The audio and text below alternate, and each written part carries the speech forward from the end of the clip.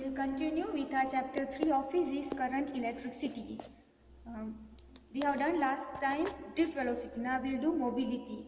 So mobility, the symbol is as in mu, and it is defined as the magnitude of the drift velocity per unit electric field. Okay, so mathematically mu is equal to drift velocity per unit electric field. So V by D, but this is drift velocity. We have the value of drift velocity in the last class, that E tau capital E divided by m. Capital E is the electric field, small e is the charge on electron, and tau is the relaxation time between, or average time between two collisions, and m is the mass of electron. Okay, so we place this value instead of Vd. So I put E tau E divided by m, and this E is there. So E you cut, so what you get is E tau m. So this is the final answer of mobility. Okay, but the definition is Vd divided by E. Okay, drift velocity per unit electric field. That is the definition. Where tau is relaxation time equal to average collision time for electrons. Then SI unit of mobility will be meter square per volt into second. Okay, so that is the unit SI unit for mobility. Mobility is always positive. Okay, it's always positive. It is not negative. Always the answer is positive. Now we have got limitations of Ohm's law. Limitation of Ohm's law is V is proportional to I. Okay, so wherever the V is not proportional to I, we say that is a limitation of Ohm's law. So number A, V ceases to be proportional to I. That is, V is not proportional to I. So why it happens? Because of sometimes temperature changes, resistivity changes, and because of that ultimately V and I are not proportional. Okay, see this first graph I have drawn. Okay, the graph should be straight line, but instead of straight line with this line, it gets deviated. So that's why it is not following the Ohm's law. Okay, little deviation comes. Otherwise, it should be straight. That is the Ohm's law, but it is deviated, means it is not satisfying Ohm's law. Number B, semiconductors do not follow Ohm's law. See, semiconductors, when we learn, we will see that they have got two types. One is forward bias and reverse bias. This is graph for forward bias, this is graph for reverse bias. The graph should be straight, then you can say V and I are proportional, and that means Ohm's law is true. But here you can see graph is little bent, here graph is little bent. Okay, so when you see this, you say that the graph V and I graph is not straight, or V is not proportional to I. So that's why here also Ohm's law is not applicable, or it is fails. Forward and reverse bias both do not follow the law, that is Ohm's law. Then third one is material like gadolinium, arsenite, GaAs, relation between V and I is not unique. Okay, see this is the graph. Okay, this is V versus I graph, GaAs.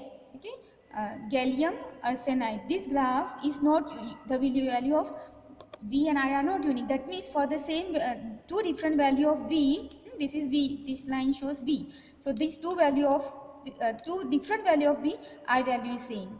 Therefore, it's not unique. So it again fails to satisfy the Ohm's law. So there are these three are the limitations. But if you combine all three, you can just write in one sentence that Ohm's law can only apply for metal, that is good conductors, and that too at constant temperature. Okay, so temperature changes also it is not applicable. So all these three also we can combine in this one sentence. Okay. Next is resistivity of various material. So first let us define what is resistance and what do you mean by resistor. So resistance is the specific property of material of conductor whereby it opposes the drift motion of charge carriers inside the conductor. It means conductor is called electrical resistance. So when electrons are there, free electrons are there, they are having the motion, but there are some materials or some property of the material which do not allow this motion. Okay, there some resistance comes, that we call it as that property we call it as a resistance or electric resistance of the circuit. And circuit element having property of electrical resistance is called electrical resistor. So that is symbol is used like this zigzag line in the circuit. Okay, the element is called resistor. The element which is having this property of resistance is called resistors. So resistance is the property which which will oppose the motion of the charge carriers. Okay, the charge carriers are moving suppose in this direction. Okay, so there is some resistance inside, so that suppose electrons are there moving, but there is some resistance in between which do not allow this motion. Then we call that as that property is called as a resistance. Okay, this definition is you can learn, because in the practical also can be asked. Okay, what do you mean by resistance? What do you mean by resistor?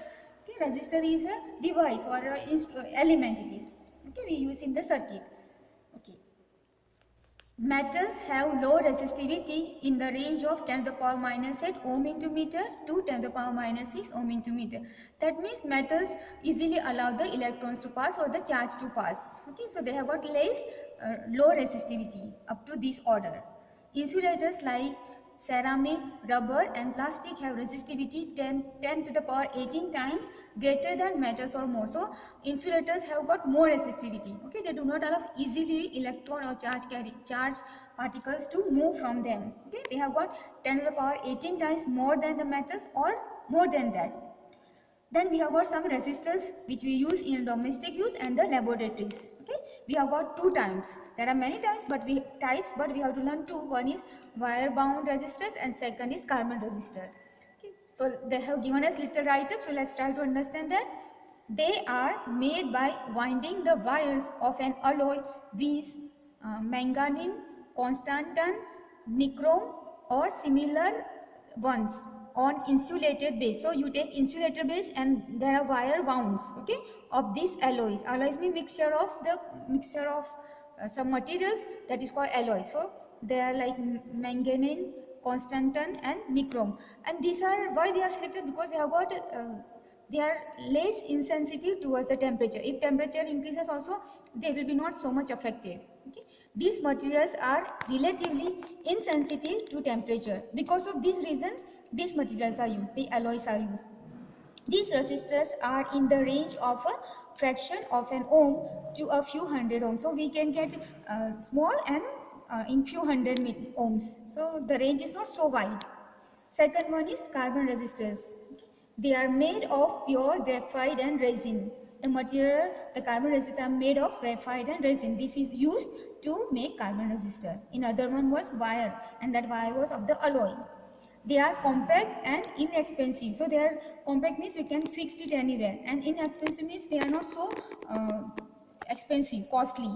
Thus, extensively used in electronic circuits. So that's why they are used very extensively, means widely used.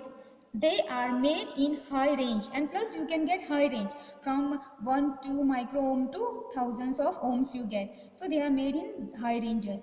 Carbon resistors are small in size and their values are given using color code. Now the resistors we have to read it, no? So the value is given in a color code. Okay, and the color code I am writing here first. This is a color, this is a number, multiplier and tolerance, that is in percentage. Okay, so they have given us the colors: black, then number is 0, 10 to the power 0 or 1, and there is no tolerance. Then brown, red, orange, yellow, green, blue, violet, grey, white, gold, silver, no color. Okay, and that number is given start from 0 till 9, and then this last 3 does not have any number. Then multiplier same is, this power will come to the 10. So 10 power 0, 10 power 1, 10 square, 10 cube, and so on up to 10 to the power 9. Then next one is 10 power minus 1, 10 power minus 2. The tolerance for the first one not there, but second one is 1, 2, 3, 4. Okay, up to 4. Then 10 to the power minus 1, that is 5, 10, 20. This will be taken as plus or minus and in the percentage form. Okay. Now how to solve it? Okay, so the resistance is given by this formula. R is equal to xy into 10 to the power n plus or minus q. Now the first x denotes the first color, y denotes the second color, into 10 to the power n, that is the third color. Third color will take 10 to the power n. Okay, from the second column, plus or minus q, that is tolerance. Okay, tolerance, that is the fourth color. Okay, so fourth color gives you tolerance. So first x and y gives you first and second color. Then third color will give you the 10 to the power n, that is multiplier, and q, fourth color will give you q, which is called tolerance. Okay, see, look here in this figure. I have taken one example. The first color is yellow, suppose, second color is violet, third color is brown, and fourth color. The fourth color is little away. Okay, these three are little close. Fourth color can be there or may not be there. And fourth color is taken here gold. Okay, so we have to use our this table and write yellow. So you can just look here. Yellow. Yellow is number 4. Okay, so it will come 4. See, I have written here 4 instead of X 4. Okay, then second color is violet. So violet, where is violet? Here 7. So I have written 4 and 7. Okay, now comes 10 to the power n, that is third color. Now third color is brown. So you have to look brown. The brown is this one. So it will come 10 to the power 1. Okay, the number multiplier will come into 10 to the power 1 ohm. And the last color is here is gold, and gold is here, and that is the tolerance is 5. So plus or minus 5. You have to use this formula and the color code and write the resistance. Okay, once again the first one is here yellow, so you have to look which is yellow, which is 4. Okay, second one I have taken violet, so violet is 7, so 4 and 7. Then third one is brown, so for brown you have to take multiplier, that is 10 power 1. And fourth color is gold, which you have to take as a tolerance, so 4 colors from here and gold is here, so tolerance is 5. If no color, then tolerance is 20. So plus or minus 5, this has to be written as plus or minus. Okay, so that is what comes. So I have written here. Now suppose colors, they have given us color and told you to write what is the they have given you this resistance and told you to write what is the color. So 2, 2. So you have to see which is 2. Number 2 is red and 2 is red. So first color is red, second color also is red. Okay. Then it is given 10 square. So 10 square is this one. So again red is the third color. And then the last one is given plus or minus 10%. So 10% is here, that is silver. So fourth color is silver. Okay. So if the color is given, you can write what is code, and if the code is given, you can write what is the color. Okay. So this is about the color coding. And to remember this order, I have written this statement. You can just learn by heart. B. Roy goes to Bombay via Gateway of India on a good Sunday noon. So B means black, second B means brown, R means red, O means orange, Y is yellow, G is green. Then goes not taking 2, no, B. B is blue, then via, that is violet, get means G, gray, then white, then gold, then silver, and no color. Okay, so you learn by heart this statement and remember the order of the colors. Okay. Then we'll also continue, a small topic is this, so we'll continue with that, temperature dependence of resistivity. So the resistivity of a metallic conductor is given by, we have got one formula, rho T is equal to rho naught 1 plus alpha T minus T naught. Okay. Now what is rho T? Rho T is the resistivity at temperature T. Rho naught is the resistivity reference temperature at reference temperature T naught, that is usually 0 degrees Celsius. Okay. One we know, and alpha. Alpha is the temperature coefficient of resistivity and its dimension is temperature inverse. Okay. Alpha is positive for metal and negative for semiconductors and electrolytes. Okay. For electrolytes and conductors, alpha is negative, that is temperature coefficient of resistivity, and for metals it is positive. Okay. And the resistivity of materials is given by this formula, rho is equal to 1 by sigma, we have done this, 1 by sigma m into n e square tau. Again this formula of this resistivity, this is given in the terms of resistivity. We can also write in terms of resistance. So I can write here, instead of rho, you can write as RT at temperature T is equal to R naught at 0 temperature, 1 plus alpha temperature of the coefficient, and T minus T naught. Okay. T is the temperature at RT and T naught is the temperature at R naught. Okay, so that this same thing we can use for this. This is in terms of resistivity, this is in terms of resistance. We have done rho is equal to 1 by sigma is equal to m by n e square tau. Okay, let's just do little analysis of this formula. Rho depends on number of free electrons per unit volume, that is n. Okay, this rho depends on n. And on the average time tau between collision, and tau is the average time, because mass of electron and electrons charge will be same, so these two will not affect the resistivity, but number of electron per unit volume and the relaxation time, or the time between the two average time between the collisions. Okay, so rho depends. So n and rho increases, then rho will decrease. Okay, and if they decrease, then rho will increase. As temperature increases, average speed of electron increases. Okay?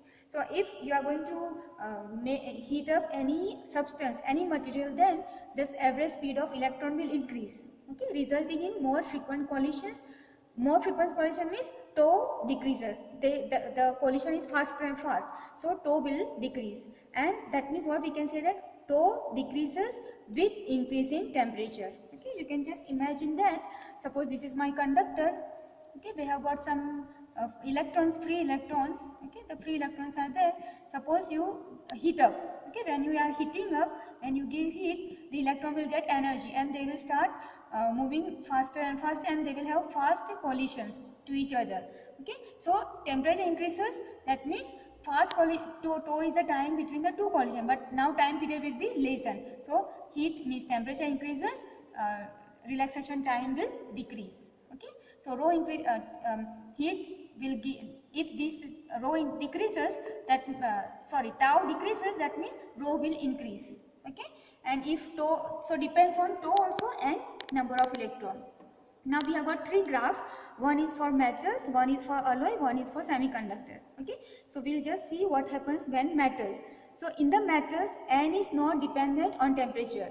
Why? Because metals will not have extra number of free electrons. Okay, what they have, free electrons will not increase, whatever is there it will remain. Okay, so n is not dependent on temperature. So if they will have free electrons, whatever is there that will remain, it will not.